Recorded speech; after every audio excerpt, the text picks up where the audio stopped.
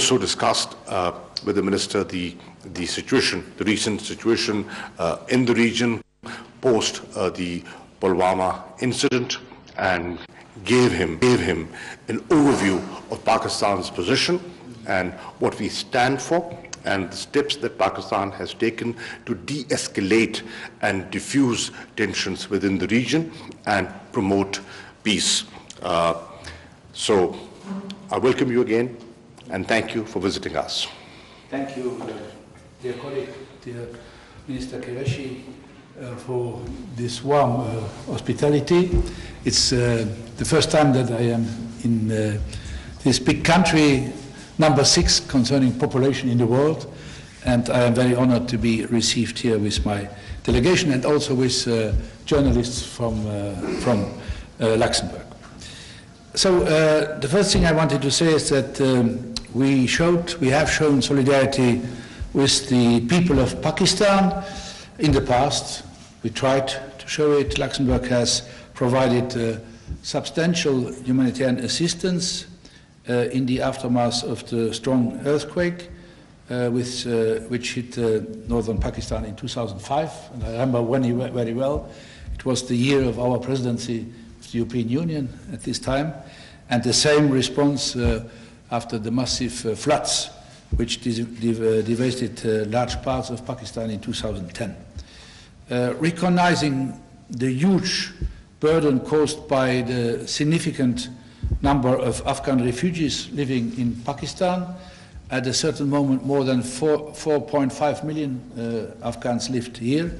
Luxembourg has also been supporting the operation of the UNHCR in support of refugees and displaced people in Pakistan. Since 2010, dear colleague, Luxembourg support to Pakistan has reached about 6 million euros. With Minister Qureshi, we have agreed that we can increase and deepen our trade and economic relations in the future. On migration, I must tell you that yes, the burden sharing and how to address waste migratory movements and refugees in protected solutions. We know in Europe what migration means, but you here in this country, you know it also, as I said, above all from Afghanistan. We try to address the issue and to help integrate asylum seekers, but also to provide the best possible outcome to those who don't qualify for international protection. And we spoke about this, and I think that everybody understood that here we need a very good and a positive cooperation. The new EU-Pakistan strategic engagement plan in its final stages is in its final stages of adoption, and it is foreseen that maybe in a few months before the elections, the European Parliament, Madame Mogherini will be here in your country and to try to settle this new strategic plan. We expect the plan to be signed, as I said, at the occasion of the next strategic dialogue between the European Union and Pakistan, which is expected at the end of March, as I said, here in Islamabad. Jammu and Kashmir, the Minister explained me and our delegation his view, and I can only say that the whole international community has expressed serious concerns about the recent dangerous escalation of tension between India and Pakistan following the 14th February attack in Jammu and Kashmir and the downing of 2 Indian aircrafts. And really, I have stressed that it is of utmost importance to de-escalate the situation, and the Minister agreed with me. We said both the same thing, and in this regard, we highly welcome the gesture of Prime Minister Khan to return the Indian pilot immediately to India, and I will thank the Prime Minister when we meet later today. The world, I think, is already witnessing too many conflicts. No one wants to see an armed conflict between Pakistan and India.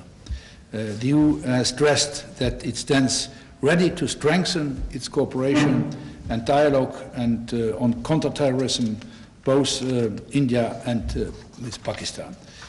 On Afghanistan, yes, we just had been in Afghanistan 2 days ago. The most important neighbor, I think, of Afghanistan is Pakistan, and we appreciate the efforts of all international and regional actors who try to bring the conflicting parties to the negotiation table. We believe that Pakistan has a very important influence in this regard, and that this is an historical moment to use its leverage to deliver peace in the region. Dialogue between the Afghan government and the Taliban should start as soon as possible, really to try to find solutions. We have information, when we had been in Kabul, that this is an ongoing process in Doha, and really this could bring a radical change if there is a positive result in Afghanistan and also in the interest of Pakistan. So we welcome also Pakistan's efforts to facilitate talks between the US and the Taliban, and I encouraged, if I can say, Minister Qureshi to continue this engagement in support of Afghan peace, which will bring benefits in terms of regional security. On religion, last word, Christians and Hindus make up the largest minority groups in Pakistan, which is overwhelmingly Muslim. We have witnessed that Pakistan's Christians, like other religious minorities in the country, can be the target of escalating attacks in recent years. The EU is concerned that the space for religious minorities might be shrinking, but as the Minister told me, the biggest number of victims are not Christians or Hindus, but are Muslims. So the EU is engaging with the Pakistani authorities on promoting the issue of tolerance between freedom and religion. Thank you. Thank you very much, Excellency. We'll take a few quick questions, Chief, please. The question is for? From visiting for Minister. Thank you, sir. Hamza Rahman is here from Associated Press of Pakistan, and on behalf of my Pakistani media colleagues, I formally welcome you in Pakistan, to you and your media team as well here. So my question is that recent regional situation is very troubling, and regional peace has been challenged by Pakistani neighbor India. You have very well mentioned that Pakistan's efforts to defuse the situations. My question is that how Luxembourg sees Pakistan's roles to defuse the situation, and what the role your country can play in this regard. Thank you. Okay, thank you. Our role can only be played in the European Union. I think we are, in the European Union, as a lot of countries in Europe, a promoter of stability in this region. I think that what I said, I have nothing to add. The world cannot really, the world has to avoid a conflict, an armed conflict between India and Pakistan at this moment. I think in the past you had 4 wars. The last war was in 1999.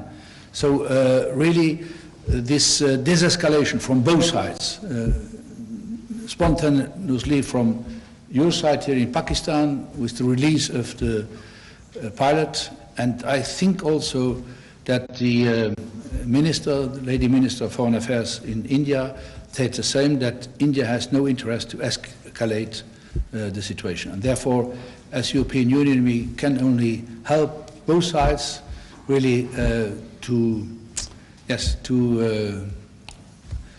start a dialogue around the table and try to find a solution. I know that it is not only about terrorism, but maybe that the Prime Minister of Pakistan is right, that the Nobel Prize will be for the men or for the women who can find a solution on Kashmir. Thank you very much, Excellency, from Luxembourg. Hello, Duran Sabawal with Tagwa from Luxembourg. My question would go to both of you. You have been talking about the fact that we might deepen relations, or that you would like to deepen relations on an economic basis with Luxembourg and Pakistan. My question to you, are there any precise examples, and if so, are there conditions to that cooperation? Thank you. Conditions to the cooperation. Cooperation, are there any conditions to this cooperation, developing economic cooperation? Some specifics. Well, as the Minister said, that Luxembourg is part of the European Union. European Union is very important to Pakistan, our major trading partner. We have a lot of Pakistanis living in Europe. They're contributing to the economic development of Europe. We are in the process of negotiating a new strategic engagement plan with the European Union. So we have a deep interest in the European Union, and obviously Luxembourg is part of the European Union. We feel there's a lot of potential for investments in Pakistan. There's a lot of potential for enhanced bilateral trade and European trade and Pakistani trade. So I see a lot of potential ahead, and we would encourage further engagement and interaction with all European countries. And I shared with the Foreign Minister that on the 12th, I'm expecting the Foreign Minister of the largest European economy, Germany, to Islamabad. From my point of view, maybe you know, that we have now an ambassador here in Pakistan, Mark Hübsch, who is the ambassador in China, but China is a small country, so he can do it in both sides. That's number one. Number two, I think everything in Europe on trade depends on the quality of the agreement that we will find Pakistan and the European Union. And number three, we have 186 Pakistan people in Luxembourg. So our numbers are not with a lot of zeros, but only the three first, so 187. In Pakistan, I think you have 205 million people living, so 187 live in Luxembourg. But there is one point on the green bonds. We spoke briefly this morning on green bonds that could be interesting for Pakistan, and the Pakistani ambassador in Brussels will have contact with us in Luxembourg.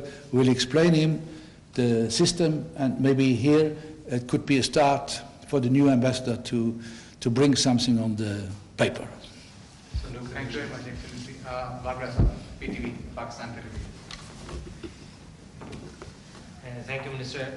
My question is with Foreign Minister that, as you rightly pointed out, that Luxembourg is one of the very country which is a small but economic hub in the European Union. So, any concrete steps which have been discussed during your visit about enhancing bilateral relations, especially with focus on trade and investment?